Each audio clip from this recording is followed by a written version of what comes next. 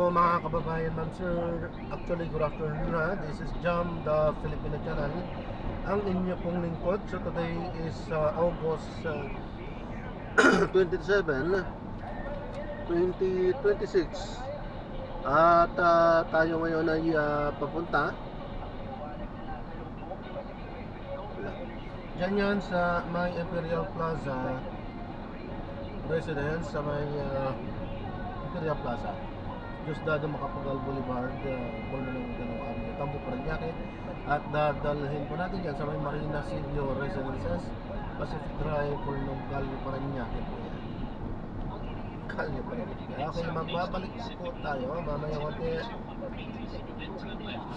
Ang nakuha na po natin sila, disclaimer lamang po ang content po natin ng kalsada at hindi ang passenger. Kaya naman sakali man po na may narinig kayo mga pangalan ng lugar, pangalan ng tao, pangalan ng organization, state government o private man yan, ay wala pong kinalaman ng channel na ito at wala pong pinapatungkulan. Lahat po ng pinag-uusapan dito ay pawang dito lamang po yan sa loob at wala pong pinapatungkulan. So makapabalik po tayo mamaya konti pag nakuha na muna. In 80 meters, turn left into President Diosdado. In 40 meters, turn left. In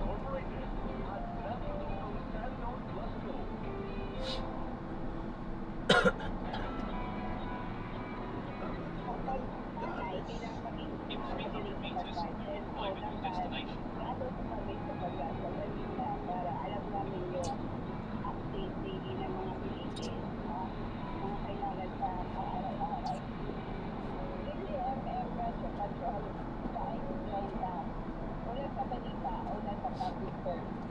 Ang galing! Kung matagalan. Araw tayo ng Everest Appliances. Babe, ano ever best decision mo in life? Feel home with you. Everest Appliances. Health, smoothness, energy saving. Everbest from Everest. Dito ba nagtataka na ikaw ay may fatty liver? Subalit hindi ka naman Have arrived at your destination.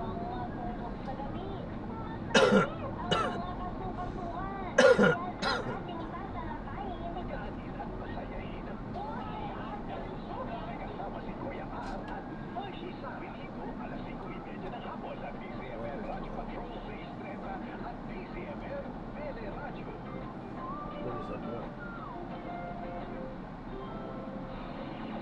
Kapalitang kumpirmado, sigurado, DCMR. Malinaw na ang Morning, Sir Mark po. Yes.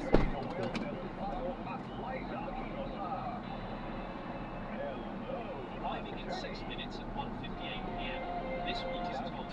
Babalik daw ang Tampalo Aquina del Prado. Ang dami na nilang nagtutuloy dito, partner. Hindi lang natin pwede masahin. Oo, si Louie Boss po, sabi niya, legal po ba kung ang anak In ko ay 100 Louie meters, po? make a left Ito U-turn. na natin sa first. Legal yan, Louie. At tanong, totoo ba yan?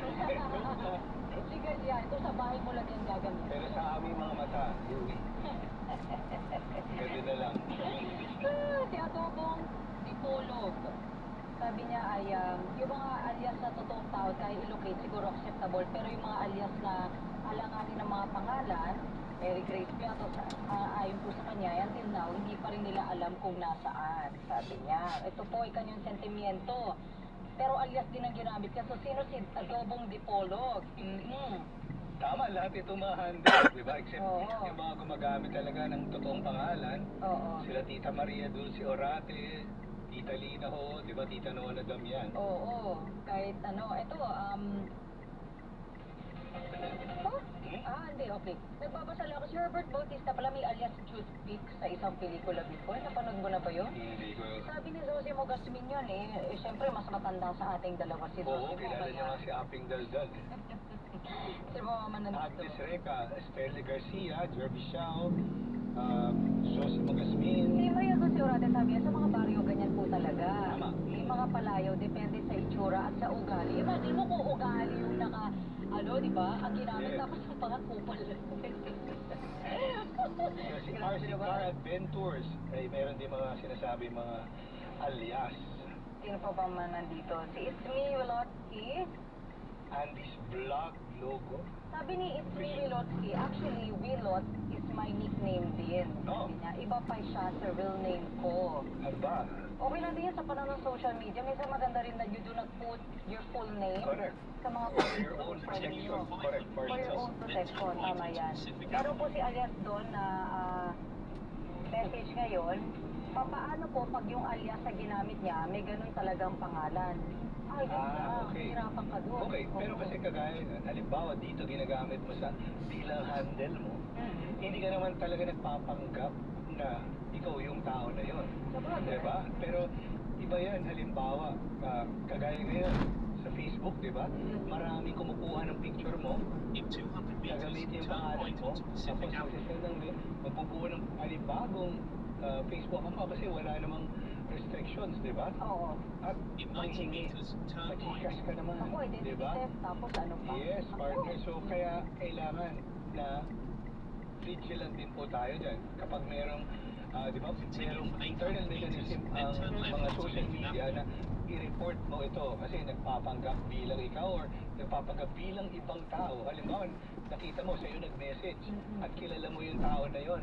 Halimbawa na kung bihira naman siyang mag-post or mag-message at hindi siya manghihingi ng pera or kasi di ba sasabihin niya, oh, na-aksidente ako, kailangan ako, pa maraming ng... ganyan mga scam, Yes, partner. correct, partner. Oo. At ibang kaso pa yun, hindi lang yun, kumbaga, hindi yung paggamit ng alias talagang Opo, identity theft yun or Oo. isa pa yun na malinaw. As long as you do not use it para sa krimen o paggawa ng krimen o makapang agrabyado ng kapwa mo o mangulimbat ng public fund, Correct. Name names, partner. bawal yun, bawal yun. Yes, yes. Oo. Yun yung mga bawal po. So, as you feel na wala ka namang matatapakang tao, wala ka namang makukumit na illegal, and alam mo yun, okay lang gumamit po ng mga nickname at ng mga aliases ninyo. Yun ang ating takeaway. Siguro, karamihan dun sa mga sinasabi natin na pwede ay nasa larangan ng may tuturing nating personal na gamit. At, kumbaga, yung mga exceptions na binanggit natin kanina, literary, radio, TV, sports, lahat po yan, bagamat may respeto ng pampubliko dyan, eh, hindi talaga siya nasa larangan ng, kumbaga, opisyal na dokumento ng mga mamamayan. Kasi Yun. pag pinag-usapan na natin, ikaw ay i-appoint, ikaw ay tatakbo for public office, ikaw ay kukuha ng government ID, hindi Iba na pwede yun. Oo. na magbigay ka ng ibang pangalan. Kasi ano yung iyong purpose? Oo nga. Halimbawa, mag-a-apply ka ng SSS, gagamit ka ng ibang pangalan, paano mo mapapakinabangan yung ihulog mo doon? Tama, Diba? tama. So, ang dahilan na magbibigay ka ng ibang pangalan kasi ang purpose nun ay social security. Pag ikaw ay tumanda na, hindi na nagtatrabaho, may mahuhugot ka, may bibigay na Meron. benepisyong Grabe pa gobyerno. naman ang gobyerno ngayon. Pag kukuha ka lang ng pera sa kanila pabalik, kailangan mo ng mga valid ID. Yes. Check pa nila yan, di ba? Correct. Ang problema kayo kung ayaw niyong gamitin, tutupo ninyong pangalan. Si Esmulowski, kahit nga po mga radio DJ, they have to use aliases. Meron ako ng radio DJ pa ako sa FM partner. Oh, meron din. Di ba? Handle yung tawag or ano ba ang tawag doon? Iba pangalan ko nun, DJ Tony.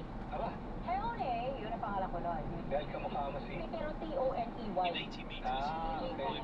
Tony, ganun yung spelling niya. Kasi ang haba naman ng pangalan ko talaga. Maria Angelaida Aquino. Imagine mo kung bawat report mo sa TV Patrol o sa DZMM. So, nakatutok ko po pala sa Maria Angelaida Aquino. Masyado siya mahaba, so you have to shorten it as well. Correct. May legitimate purpose yan. Correct. Recall. Mhm. Diba? Kaya minsan pinapaikli, ginagawang catchy for entertainment purposes. Yes. At hindi yun bawal. Ano po name mo, partner?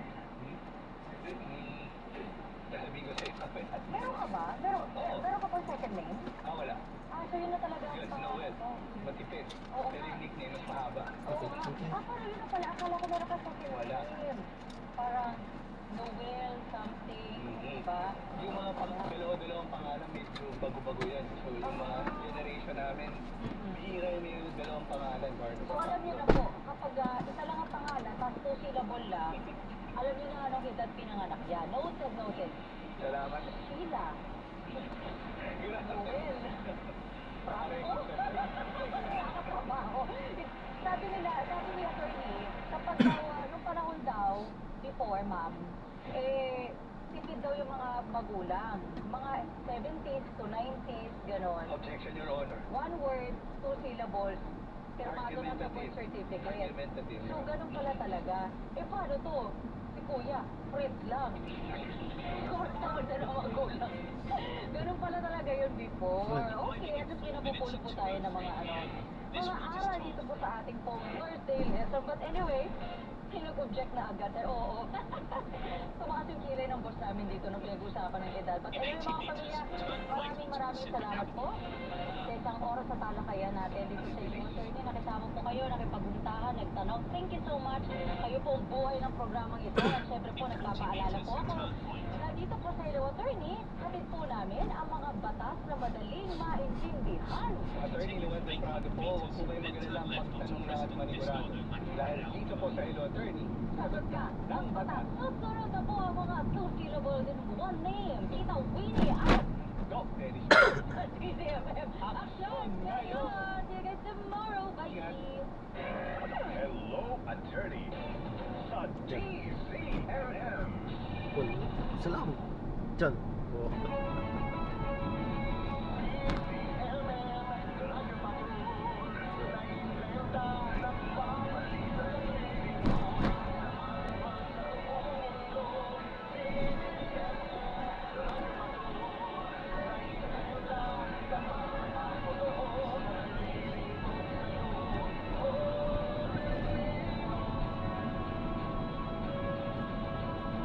Ayan, nag-drop na natin sila. Maraming salamat po sa panonood. Hanggang sa muli po. God bless. Bye.